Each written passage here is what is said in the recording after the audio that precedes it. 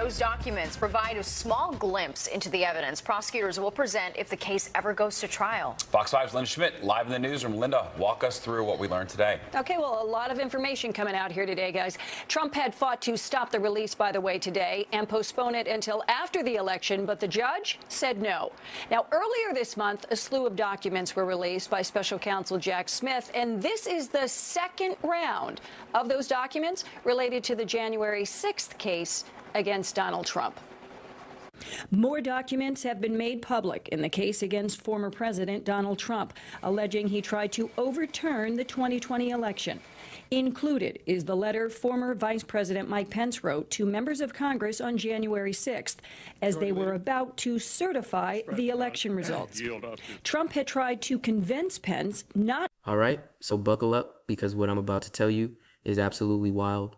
Congress just unleashed what people are calling a full-scale impeachment storm against Trump, and this isn't your typical political theater we've seen a million times before. This is happening because of a leak, a massive leak of sealed evidence that's basically blown the doors off everything.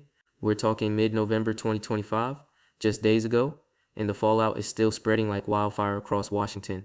A federal judge unsealed these files that Trump's team fought like hell to keep buried, and now that they're public, the entire political landscape just shifted overnight. These aren't just random documents either. We're talking detailed financial records, private communications between Trump's inner circle, and brand new grand jury testimony that ties his senior advisors directly to some seriously damaging stuff. I'm talking efforts to conceal assets, witness tampering, and coordinated plans to subvert the certification of the 2020 election. Yeah, that election. The one from years ago that we thought was already litigated to death. But before we go any further, real quick, let's be honest. You can't really trust mainstream media anymore. That's why we built Pump Politics, to bring you real stories, real context, and no corporate spin. If you want to stay ahead of the headlines, join our free newsletter. We'll send the news straight to your inbox every day. Just click the link in the description to join, and if you just want to support what we're doing, join us, be part of the community that actually cares about the truth. All right, let's get back to the video. Understood that there's this thing where you would be able to decertify. The official responding to President Trump: I swore an oath to the Constitution of the United States, and I also swore an oath to the Constitution and laws of my state. And I'm going to just willy-nilly do this? No, I'm not going to. The official asks Trump, whose oath should I honor? Trump allegedly responded, the United States Constitution trumps the state constitution. The Arizona state official then says, I will not do any such thing without sufficient proof. They certainly didn't have any proof. And also today, Trump blasted the judge, calling her, quote, the most evil person, and saying that the document release amounts to election interference. By the way, the election is less than 3 weeks away. Steve and Natasha, back upstairs to you. Yeah, so Linda, this information that we're learning, I mean, is it brand new or is it something that we knew before? Yeah, well, some of this information, in fact, most of it is stuff that we've heard before. But what we're seeing right now is the actual documents being released so that we can read the words on the page. But here's where it gets crazy. The files include transcripts, actual emails, recorded phone calls, all showing clear intent from Trump's closest aides to obstruct justice and orchestrate fraudulent actions. And get this, there's evidence of attempts to move money offshore, like they were literally trying to hide cash in foreign accounts while simultaneously strategizing how to disrupt the January 6th proceedings. The leak didn't just embarrass these people, it cornered them. Several GOP witnesses have already come forward, admitting they lied under oath. Let that sink in. Republicans, people who were supposed to be on Trump's side, are now saying, yeah, we lied, because the evidence is so overwhelming, we can't keep up the charade anymore. That's not normal political drama. That's a complete collapse of the defensive wall that's been protecting Trump for years. Capitol Hill has gone absolutely nuclear over this. Congress is invoking emergency procedures. And I'm not talking about the standard impeachment process that takes months to wind through committees. This is fast-track emergency action. They're accelerating impeachment articles that span everything from abuse of power to obstruction of Congress to violations of war and trade authorities. War and trade authorities, think about that. This isn't just about one event or one scandal. This is a comprehensive indictment of how Trump and his team operated across multiple areas of government. The magnitude of this leaked evidence, especially the parts about illegal directives and Capitol security breaches, has created something we almost never see in modern politics. Bipartisan outrage. Real bipartisan outrage. Not the fake kind where a few moderates cross party lines for show, We're talking Democrats and Republicans, both demanding Trump's immediate removal and prosecution. Now, you might be wondering, okay, we've heard impeachment talk before. What makes this different? Here's what makes it different. The evidence, the specificity, the undeniable paper trail that's now in the public domain. Judge Mary Ann Keller. Remember that name? She's the one who unsealed these files on November 14th and 15th. And what she released wasn't vague accusations or hearsay. It was financial transactions showing exactly where money went. Emails with explicit instructions on how to hide evidence. Hidden bribery ledgers, actual ledgers, confirming systematic corruption involving Trump's inner circle. This is the kind of evidence that prosecutors dream about. The kind that makes defense attorneys want to negotiate plea deals immediately because there's no way to spin it.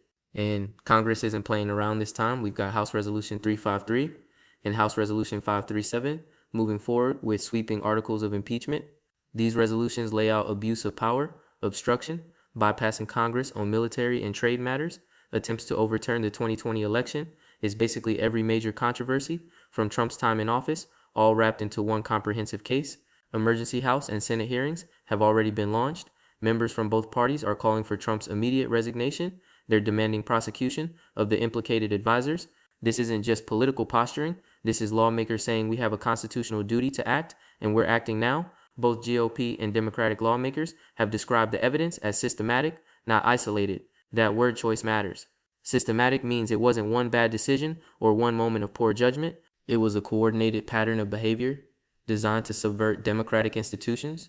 Congress is acting under what they're calling an urgent threat to democracy itself. Those are their words, not mine. An urgent threat to democracy?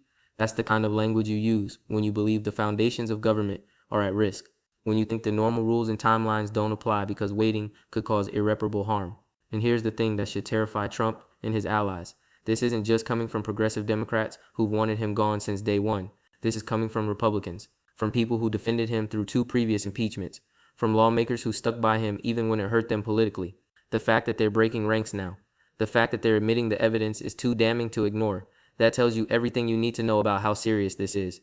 We're watching Trump's inner circle collapse in real time, public admissions of lying, cross-party outrage, new subpoenas hitting longtime loyalists. These people who spent years defending Trump are suddenly becoming liabilities, and it's fueling major fissures in the GOP that could reshape the party for a generation. So yeah, this is big. This might be the biggest political earthquake we've seen in modern American history. And most people probably don't even realize it's happening because they're tired of hearing about Trump drama. But this isn't drama. This is accountability. This is what happens when evidence becomes so overwhelming that even political allies can't defend you anymore. Let's break down exactly what's in these files and why they're so devastating. Okay, so let's dive into the actual contents of these unsealed files, because understanding the specifics is crucial to grasping why this is hitting so hard.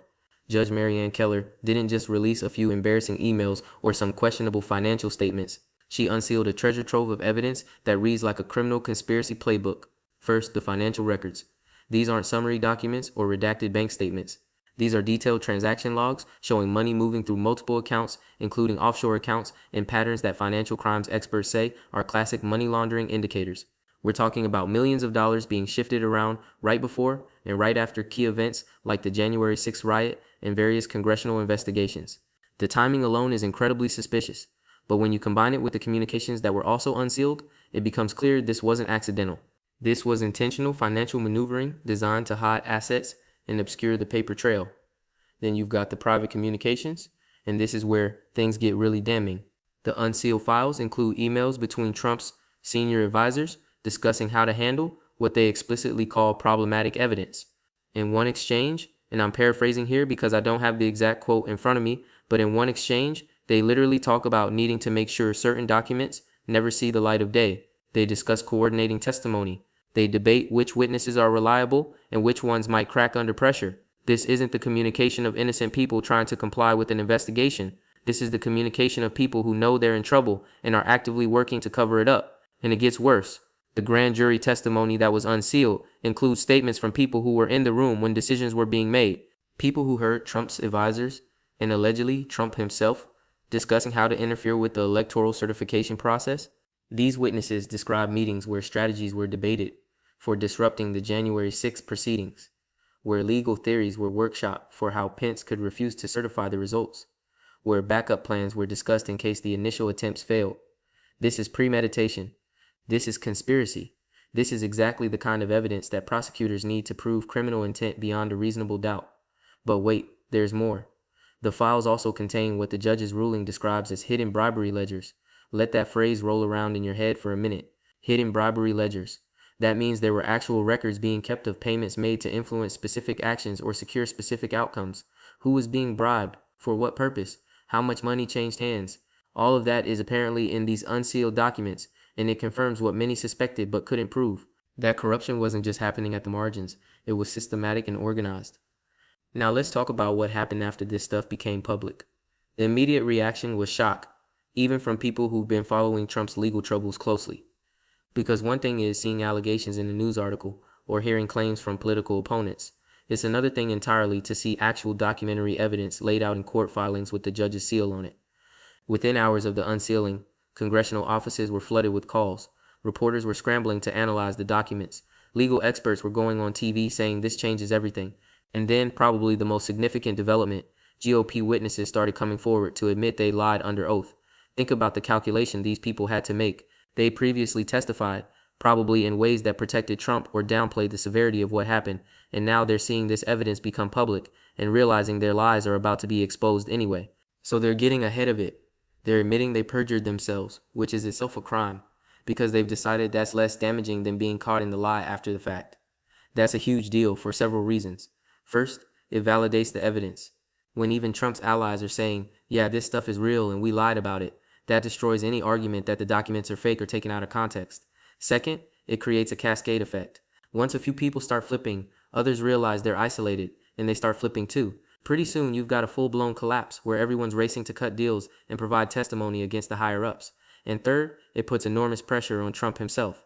Because if his advisors are admitting to crimes and potentially cooperating with investigators, he can't credibly claim he knew nothing about any of this. The circle of plausible deniability just keeps getting smaller and smaller. So Congress sees all of this and decides they can't wait for the normal, slow-moving impeachment process. They invoke emergency procedures, which is a constitutional mechanism that exists but has rarely been used in modern times. The idea is that when there's an urgent threat to the constitutional order, Congress can fast-track impeachment articles and compress the timeline from months to weeks or even days, and that's exactly what's happening. House Resolution 353 and House Resolution 537 are moving through Congress at unprecedented speed. These resolutions are comprehensive. They don't just focus on one incident or one area of misconduct. They lay out a pattern of abuse, spanning Trump's entire time in office, and even extending to actions after he left office the first time. The articles include abuse of power, which covers using the office for personal gain and to pursue personal vendettas, obstruction of Congress, which covers all the times Trump refused subpoenas or directed aides not to testify or withheld documents, violations of war and trade authorities. This is about Trump making military and economic decisions without proper congressional authorization or oversight, and attempts to overturn the 2020 election, which encompasses everything from the pressure campaign on state officials to the January 6th events to the ongoing efforts to undermine confidence in the electoral system. Each of these articles is supported by the newly unsealed evidence. The resolutions cite specific documents, specific transactions, specific communications. This isn't a fishing expedition. This is a prosecution built on a mountain of hard evidence. The emergency hearings that have been launched are revealing even more. Witnesses are being called. Experts are analyzing the financial records. Legal scholars are explaining how the various actions violate specific statutes. And it's all happening in public, broadcast live, with the American people watching. That transparency is important because it means this can't be dismissed as a partisan witch hunt happening behind closed doors. Everyone can see the evidence. Everyone can hear the testimony. Everyone can judge for themselves whether the impeachment is justified. And from what we're seeing, public opinion is shifting. Even people who supported Trump, even people who dismissed previous investigations as political, are looking at this evidence and saying, wait, this is actually serious. You can't fake financial transaction records. You can't manufacture emails that multiple people confirm are authentic. You can't explain away grand jury testimony from people who were in the room. The political fallout is massive. The GOP is fracturing in ways we haven't seen before. You've got the hardcore Trump loyalists who are still defending him, claiming this is all deep state manipulation or liberal hysteria. But you've also got a growing number of Republicans who are publicly breaking with him. Senators and representatives who've been quiet for years are suddenly speaking out. They're saying the evidence is too clear to ignore. They're calling for accountability. They're voting for impeachment articles they would have opposed just weeks ago. That schism within the Republican Party is going to have consequences that extend far beyond Trump, because once you've established that some conduct is beyond the pale, that some evidence is too damaging to defend, you've set a new standard for what the party will tolerate. And that standard is going to apply to future leaders too.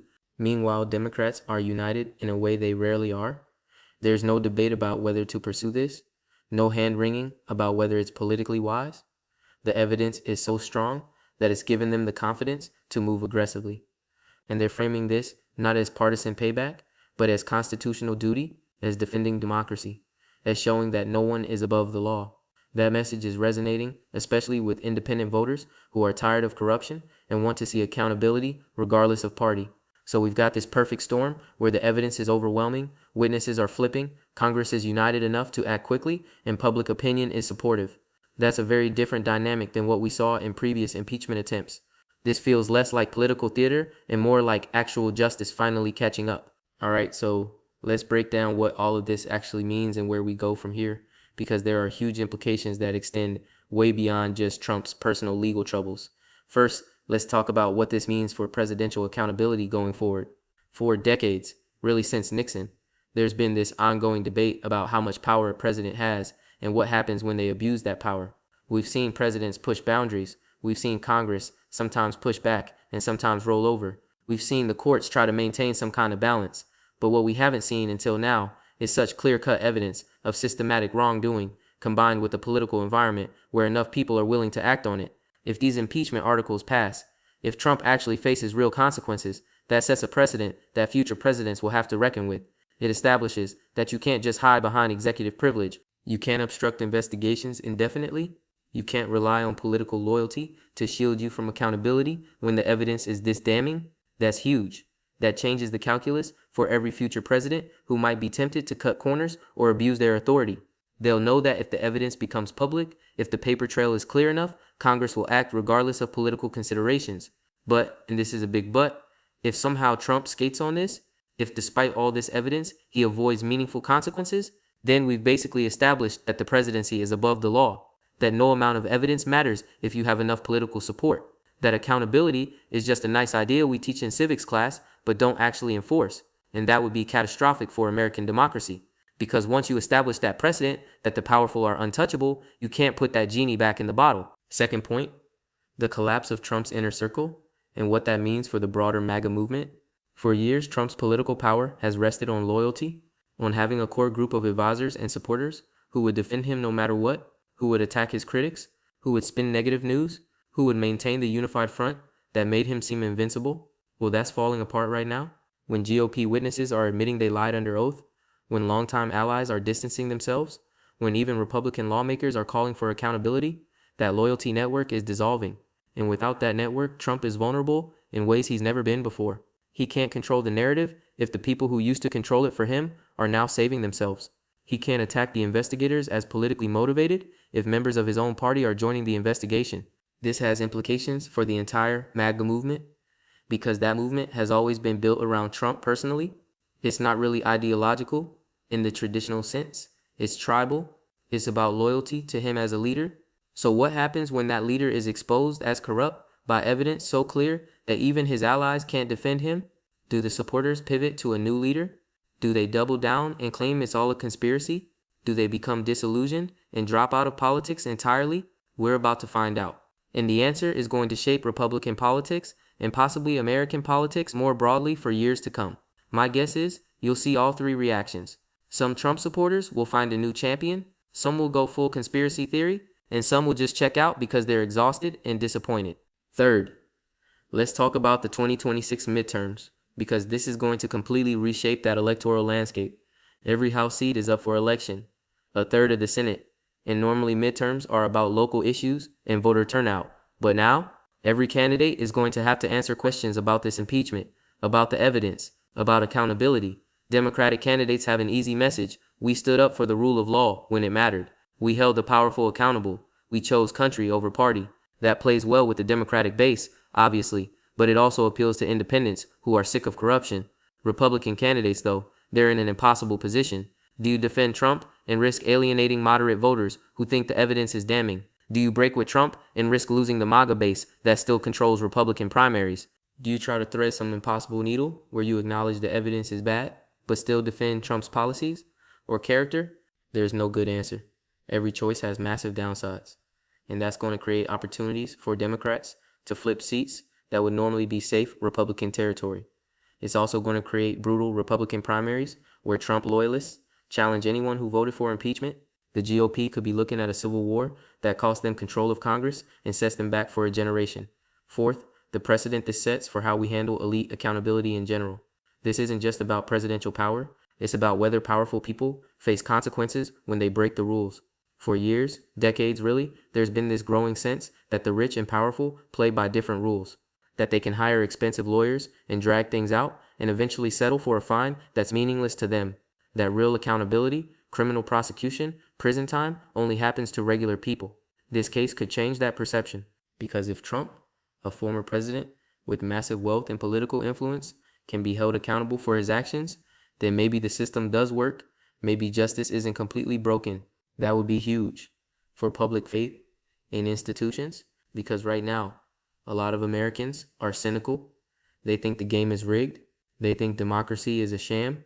They think voting doesn't matter because the powerful control everything anyway. But if they see real consequences here, if they see the system working as it's supposed to, that could restore some faith.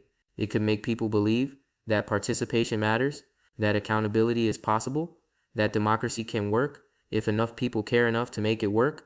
On the flip side, if this fails, if Trump walks away unscathed despite all this evidence, it confirms every cynical belief. It tells people they were right to check out, right to think it's all rigged, right to believe that nothing matters and the powerful always win. And that kind of mass disillusionment is corrosive to democracy in ways that are hard to reverse. So what happens next? Congress is moving forward with these impeachment articles. The hearings are ongoing. More evidence is likely to come out as witnesses continue to cooperate and documents continue to be analyzed. Trump is going to fight back, obviously. He's going to attack the process, attack the witnesses, claim it's all politically motivated, try to rally his base. But the question is whether any of that works when the evidence is this clear and this public. Meanwhile, DOJ has to decide whether to pursue criminal charges. The unsealed evidence gives them everything they need to build multiple cases: obstruction of justice, financial crimes, conspiracy to defraud the United States. The question isn't whether they have enough evidence. The question is whether they have the political will to indict a former president. That's a decision that will be made at the highest levels of the Justice Department, and it's one of the most consequential decisions in American legal history. So here's the bottom line. We're watching a historic moment unfold: the convergence of overwhelming evidence. Judicial transparency and congressional unity is creating conditions where real accountability might actually happen. This isn't just another scandal that fades into the news cycle. This is a potential turning point where the system either proves it can hold powerful people accountable or proves it can't. And whichever way it goes, the implications will shape American politics and American democracy for a generation. So pay attention.